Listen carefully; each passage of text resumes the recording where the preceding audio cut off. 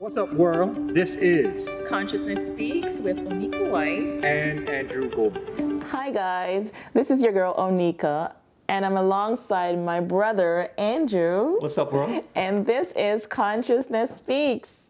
I am so excited, I'm honored, and I'm humbled for you to take the time out to share with us. Absolutely, Onika. It's a blessing to be here with you again, having these enlightening, healing conversations. And today what we're going to talk about is, how do we remain stable when our environment is not stable? Onika, tell our brothers and sisters, as we're all on this journey together, how you do that. How do you remain stable? Andrew, first and foremost, I must say that to be stable is not just a physical experience where we go to the gym and work out and so on. We also have to take care of our emotional or mental and our spiritual well-being. Yes. And so because I understand the importance of all those aspects of myself, I tend to engage in different things to make sure those aspects of myself are maintained. That is so important. And when we look at being stable, body, mind, emotions, and spiritual, we look at the other side of the coin, which is the unstable environment, which is basically going through life, getting this left hand turn, going through life's tribulations, going through things that we didn't expect. And now we have to deal with it. But in the way that we deal with it, we have to be stable, and for myself, like you said, I have to look at myself physically. I have to look at myself mentally. I have to look at myself emotionally, and I have to look at myself spiritually. And I have to make sure in all those places that I'm able to be strong and I'm able to gain awareness in that area so that when life throws me this left curve that I'm not ready to deal with, well, because I've set the foundation, Yes. I can now handle these life circumstances. Yes. Right? And setting that foundation, Andrew, requires work. Oh, it's work. We can talk about, all these things that we can do, but we need to put, we have to really dedicate ourselves to, if we want to transform, we want to start living that best life, so to speak, we have to start putting the work into it, because that's the only way we're going to start achieving true changes within ourselves, guys, putting the work in. It's such a big piece of the puzzle to put that work in. And when we put that work in, we see the results. And when we talk about the work, it's not something where we look at it and say, oh my God, how do I deal with this? How do I handle this? What I do is I take a moment. I say, here's the situation going on in my life. I'll give you an example. I ended a relationship. And now I have to take a step back and say, I don't have control over this area. I don't have control of the unstable environment. What I'm able to control is myself. I'm able to control how I am physically, mentally, emotionally, and spiritually. Now, that is the work, Onika. Yes. And it's not easy.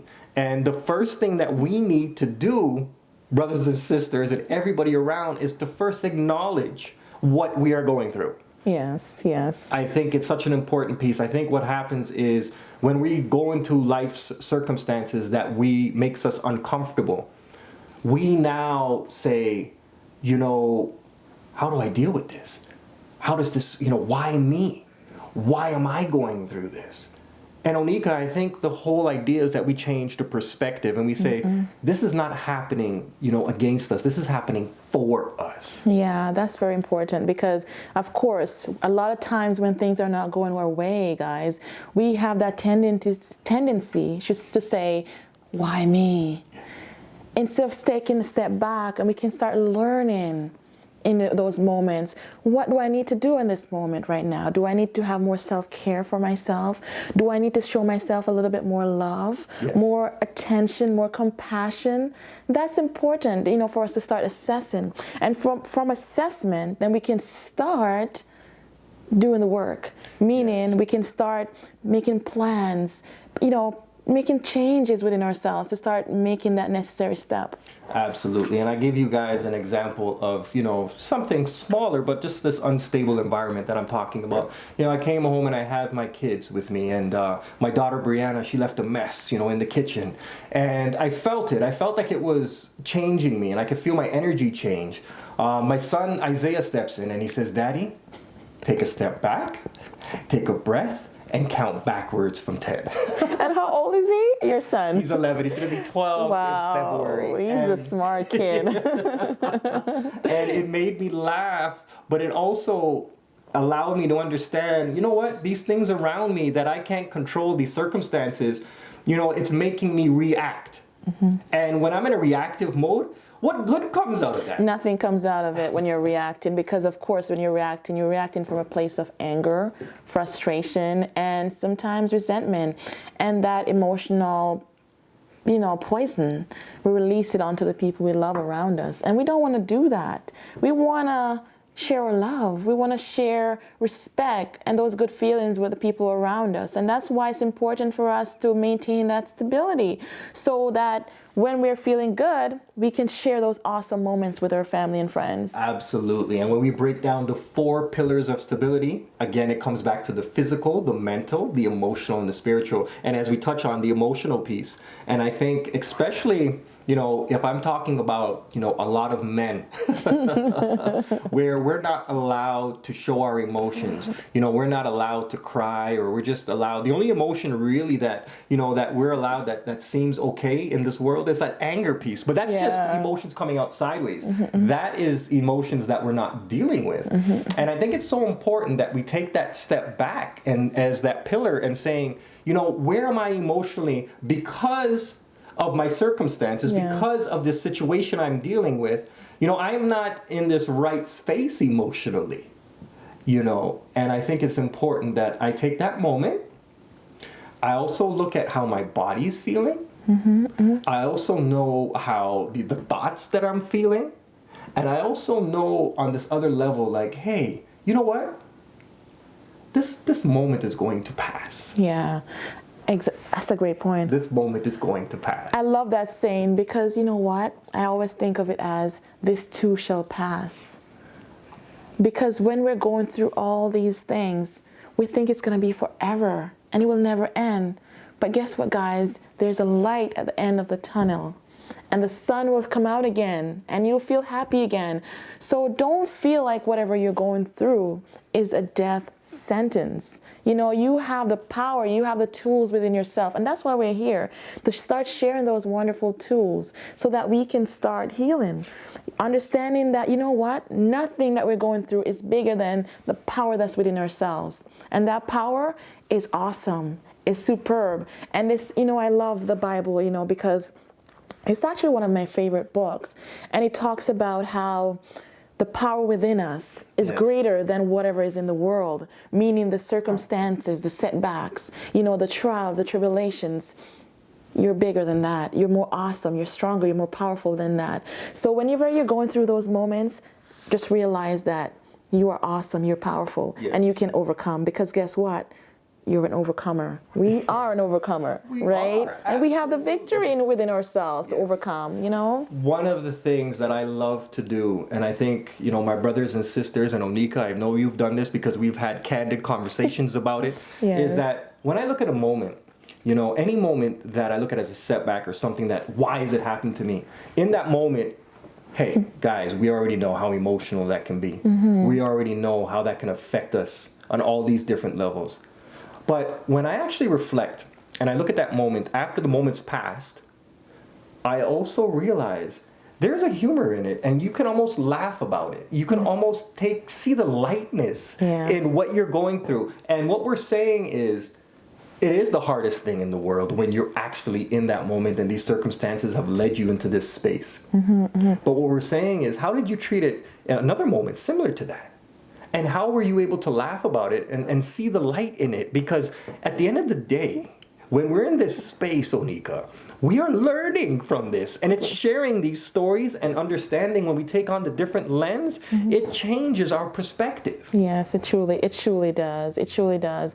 And that's why it's important, of course, guys, to be looking after ourselves. As we're here talking about these conversations, we want to hear from you, how you stay stable when things around you are not going so well. Because of course, things do happen. We're not just, discrediting that things happen in our lives. That's why we're here. We're having that human experience, and things will happen.